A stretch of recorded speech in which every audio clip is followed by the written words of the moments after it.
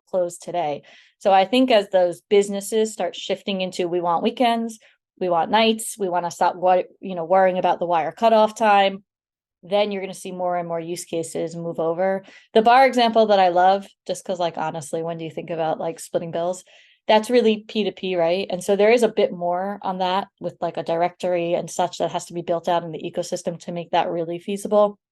Obviously, we have Zelle. So there's that, concept of like, is Zelle going to end up going over FedNow and RTP?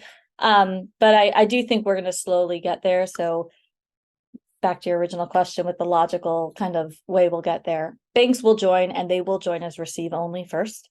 The big banks will join to send also, but a lot of banks are going to start with receive only, which does help, because once you have all 9,000, 10,000 banks receiving these payments, then someone like the Treasury could potentially move tax refunds over, right? Or a large bank that does payouts to across, the 9,000 other banks can move their use cases over.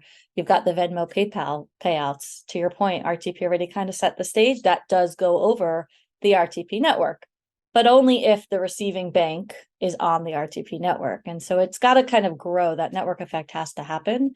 FedNow will go live. I believe we'll see lots of banks start joining, especially as receive only. And as you see more and more banks going, we're going to see more and more use cases start to move over onto these rails. And then you'll just do that climb, right? Like more volume, more adoption, more volume, more adoption.